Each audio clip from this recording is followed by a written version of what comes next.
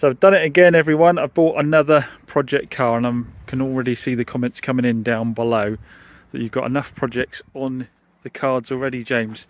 So story with this one is I was chatting to the guys at the dealership where I buy my normal stock, and they were talking about a customer that had a few cars to get rid of. One of which, by the way, that's nothing to do with me. One of which was a Toyota MR2 with only 45,000 miles on the clock. What can you do about it? Starting to get a little frustrated with this, to be honest.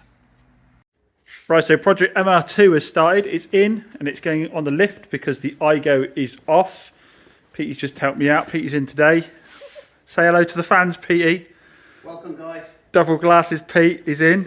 And yeah, so the IGO's outside. It's thrown one last thing for us, as they always do. We've had it on the ramp for ages. We started up and the baffles and the rear box are gone. So it's blowing like a race car.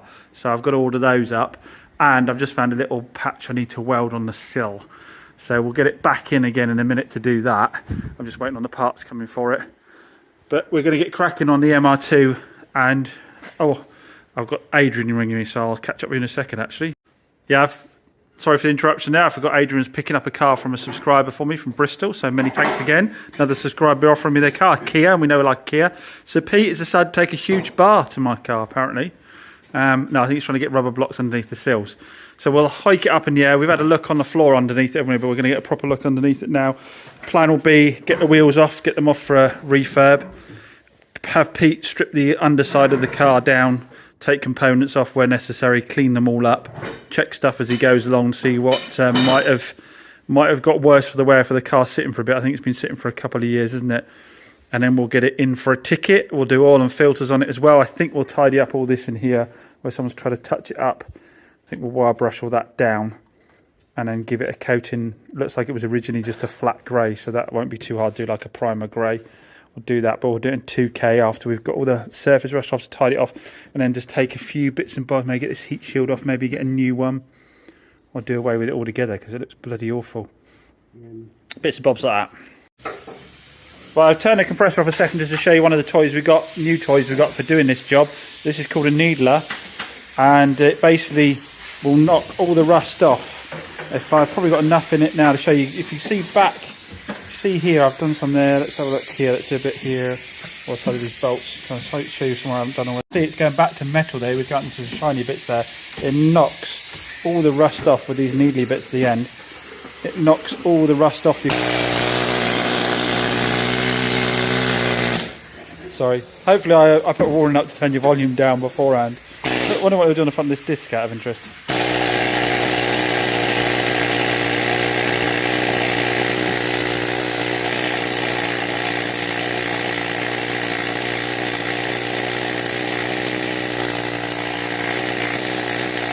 There you go, you can see the difference better there on what it's done on the front of the disc. So we're going to be able to go around the whole car, do all this and really get all that surface rust off and put a converter on it. Someone said to me in a comment the other day, surface rust doesn't exist, it's a myth. Alright, if you can tell me how that's rusting from that solid arm is rusting from the back, and that solid arm is, and that bar, I'll be interested to hear. So yes, more new parts going on the IGO. Off comes the exhaust. We've got a new clamp for it, a new gasket. It's just a gift that keeps on giving. It down here, I'm doing the sill. Got my little template for the bit I want to weld in. Obviously it got a lot bigger after I started poking around, and I decided I want to get back to the best metal I could to do the repair. So that's all set there. You basically put your bit of paper over, run your thumb around it, so you use your dirty line to give you an exact template of what needs doing. So we will get that cut out. I've got some sheet metal kicking around, and I might even get Pete to set up my new gas welder. I was going to use my gasless welder because it's just so much easier to get out, but obviously gas welder does work a lot nicer, and I haven't set it up yet. I've got a brand new one over there somewhere I haven't used yet. So there's my patch all tack welded in, ready for me to weld all the way around. I haven't done an MOT one where you'd overlap, just for speed, overlap it over the top. I'm going to weld it in like this so it's flush, but I have cut right back to really good metal, and then we'll tidy it all up afterwards. So Pete's been busy with the combination of the needler and the little fibre removing discs, and you can see we're really getting back to the proper metal. Now obviously you could paint directly onto this, but we're going to put some rust converter on first. And we've been sent very kindly by Pro XL, because I shout them out all the time, because as you know, I've used their products for absolutely ages and they're brilliant. So I sent a message saying how much I like their products, and they sent me this because I said I was doing a rusty old project. They said they had a converter. So Pro XL Generation 20. This is something you can put into little baths and leave stuff in to actually sit in it for a while. We're going to try spraying it on and see how we get on. And we're just going to, I'm assuming it will spray.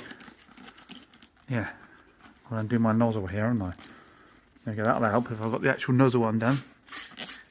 I'll try and get a bit more of a spray pattern on that. And we'll just coat everything with that and see what it looks like in the morning. And there you go, that's better. Let you know what the results are in the morning after it's been sitting for a little bit. We'll just douse everything in that, and with the spray we'll be able to get right in to all the little bits in here like that. And really make sure we're stopping it in its tracks. So Pete's gone to town with these tools. He's been enjoying himself. You can see all the brake calipers are lovely. It's done the same thing on the front. So far it's just pitted discs is all really seen. These backing plates need to go. They're just rotted out. It'd be easy just to lose them completely. If they're on there for the MOT, they'll be marked. So if they're not there, they won't get marked and they're not essential. And yeah, he's gone around the whole subframe. And he's treated it all, wire brushed it all down and treated it. So we will get a coating on top of that now to make it look nicer. But yeah, nothing major, no holes found. No holes found so far. So that's looking good. In terms of what we're going to crack on with tomorrow, it's a timing chain engine. So we just need to do oil and filters on that side of things. We'll get these bars off, tidy these up, and then possibly tidy up, like I said earlier, these bits of metal work up on here. So tomorrow's task for Petey will be to do the service, do that. I've asked him to pull the discs and pads off and just make sure the calipers are working freely, moving freely on the brakes. I don't know, I'll find out how much it is for some discs. Might put some fresh discs on. But so far, so good, as I said. So Peter's chastised me for being tight, and I have ordered up new discs to go on. The pads are lovely, he assures me. You can see he's stripping down the calipers here, and they'll grease up all the sliders here. He's already obviously wire brushed these all cleaned down, so we'll know the brakes are in top notch. He's obviously checking all the hoses and the brake pipes as we go along to make sure that's all good. So service kit is in. So it's a chain driven on these, which is nice. So, and it's a reliable chain for once. So yeah, oil filter, oil, air filter, oil. Pete has busily been adding our new brake discs, and he's decided to tart it up, jizz it up as he's gone along. Look how nicely he's painted our calipers there. Didn't even get them on the rubbers, Pete. Look at that, beautiful. New discs on. So yeah, I've been seeing some customers, had a few customers popping by wanting to view cars. Unfortunately, it seems to be one of those days where the people coming by to view, it's a sunny Friday. I just out to look at multiple cars, just leave him to it. So he's working his way around. I'll say replacing all these pitted discs. So Pete stripped down the cross brace that goes in the boot. He needs to take it off to do servicing anyway. He's actually stripped it to bare metal. So it's going to be painted now. Nice gloss black. And he's in the process of scrubbing down the rest of the engine bay. We're going to clean up this. We've got some high temperature paint to go on the cover there, the manifold cover. And he's just going around hitting up all these bits of rust on here that someone tried to touch in nastily. Peely's been busy again. He seems to feel we're restoring it. I've been trying to explain to him this is a retail car and no one's going to pay us for a restoration, but he's going hell for leather on it. He's stripped all that all the way across there, so that's ready for paint. He's tightened up this bit down here, and he's spraying the manifold. We opted not to take it off because those bolts are most definitely rusted in. So he's masked it off and used some high temp paint on there. It's really going to lift the interior of this car, along with that painted bar over there. When you look in, it's going to look lovely and respectable. That sun's out again. Petey's getting himself a tan while stripping down the MR2 alloys. We were going to send them out, but the guy locally who does wheel furbs didn't want to do them because they had a couple of layers of paint on them and some corrosion, as in the bubbling underneath. He just wanted to scuff and shoot, I think. We could have sent them out for powder coating, but we've been waiting, so we thought, let's just sod it. Let's just get some paint stripper on them and wire brush them down to a bare metal, and then we'll zinc primer and filler primer and paint them. So the cost is probably not saving against having had them powder coated and painted by the time we count the time that's in them, but it'll be a quicker turnaround for us because we're doing it all in-house.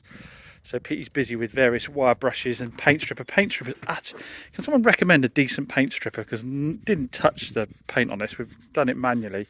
Let's forget the stuff we got from Cornwall Farmers, whatever it was, but it was Mole Valley Farmers. It was utter rubbish, and I've not had a decent one for a while. I have had to get myself a new Grand Falls pressure washer from Giraffe because I broke the old one. And I absolutely could not be without it. So those of you who followed the channel a while knew that I got one of these previously because my setup was hose out here, pressure washer out here, power out here, and as I worked my way around the car, basically all three just intertwined each other. I tripped up, knocked myself over all the time, and it was just an absolute faff. And the Giraffe pressure washer has been an absolute game changer because what it is it's an all-in-one unit. So I have the motors inbuilt into there, you've got the reel on here, the water goes in from the water there, it's plugged in. So all I literally need to do is pull the hose out, and the hose is retractable. So if I give it a yank, it reels itself back in again, and means I literally have, there you go, none of those issues at all. It is just pull that out and you're ready to go. So if you are looking out for a new pressure washer at the moment, or you have like a dealership or even at home, and you just don't want to have like the electrical, because the other thing I was doing was dousing the electrical power, obviously with water as well, by having it out there. So if you want an all-in-one unit, these are worth every single penny. It's probably one of the best tools I've got here. And because the reel's really long, I can actually go all the way out there with it as well and do cars. And again, I don't need to take any power out there. I don't need to take a pressure washer. I don't need to trip her over with the cables. Absolutely brilliant product. I think they give us a discount code. They did last time. I'm going to hit them up for another discount code for you. So I'll put that on screen now. It's normally a limited special offer.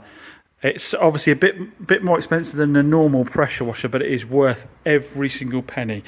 Investment wise, it is just one of the best tools I've got here. Can't speak highly enough of them. So yeah, I'll get it on screen now, and I'll put a link in the video description down below. And Pete is about to use it to blast off. I've got various different nozzles for it as well. See, wide ones, narrow ones, and Pete can really blast the stuff off. I could have swapped them out and use a softer one for when I'm doing the cars. And this has like the patio cleaning one now on at the moment, which will blast all of the loose paint off. So silver's on. We'll let that go off for a bit, and then we'll look to do the lacquer. I tend to leave silver for quite a while before I put the lacquer on, because I found in the past, if I put the lacquer on too early, it flattens all the metallic down and you end up with quite a dull surface. So I tend to let the wheels go off quite a bit with silver on before adding any lacquer. Wheels finished. Not 100% happy with them. The silver's a bit grey. It's not as bright as silver as I like, and the finish isn't. We could have spent a little bit more time sanding them down. Yeah, I don't know, maybe I'm being a bit picky. It's I kind of wish I'd spent the money having them powder coated, or not the money. It wasn't the money that was the issue, it was the time waiting that was the issue. But anyway, better than horrible flaky ones that were on it at the time. We'll bang them on. At least they're sort of almost prepped now, so if I did want to do them again, I could scuff them up and paint them quite quickly, because the surface will be a lot leveler than it was when we started out this time. Do you know what, actually, I don't mind it on the car.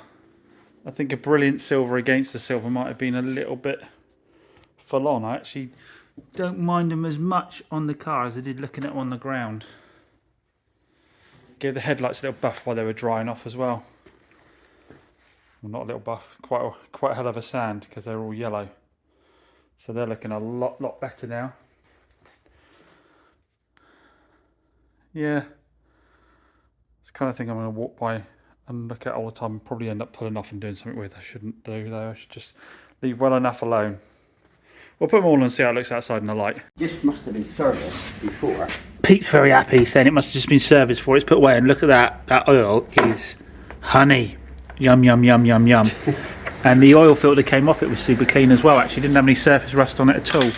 So, obviously, was very well looked after as per the service history we found. But we'll still obviously do oil and filter on it now because oil does degrade over time as well. So, Petey's been underneath with the hammerite. And he's silvered up all the silvery bits, and he's blacked up all the black bits. You see all the struts are done up there, all the drop links, everything like that. Obviously, he did that bit in the engine bay before. Wheels are back on. There we go. He's done all that. It's all looking nice under there. So car's all lowered down, wheels all torqued up, oil levels checked, battery charged. Let's lower that down. Let's get it all out for MOT. Where's that live? Down there. Yeah, let's get it all MOT'd and see what that throws up. So MR2's MOT result is in, and we're back to corrosion again. I think I need to start trying some different MOT stations as well. I've never seen this one before. Near side front hub corroded slightly, offside front hub corroded slightly, near side hub corroded slightly, offside. So the hub, as I'm aware of it, is the solid piece of metal that your bearing's sitting. I mean, that is just cast iron, that thick, isn't it? I'm thinking of the right thing here, aren't I? Comment down below. What does it matter if that has some surface corrosion on it? It's never going to rot through, so why do you need to note it? I don't understand what you're noting. Yeah, seriously, get in the comments and tell me any MOT testers. Tyres cracking, fair enough. Shock absorbers have slight external damage to casing. Well, what does that mean? If all four of them have got that, then they haven't been damaged. It's surface corrosion, so why doesn't it say surface corrosion? And I understood it that Pete painted those, I think, so they can't see any corrosion because they're painted in black hammerite. The things that actually failed on: power steering pipe excessively corroded and leaking. We missed that. And parking brake efficiency below requirements. That must just need adjusting because we put new discs on, didn't we? So I would have thought that's just adjustment. I'm not sure. So the actual fails aren't bad, but all that doesn't read very well, does it? You're not going to go through and put new hubs on everything, are you? You're not going to lose those because you're not going to put new hubs on. And if painting them's not acceptable and you're still going to get advised like you are on shock absorbers, what can you do about it? I'm starting to get a little frustrated with this, to be honest.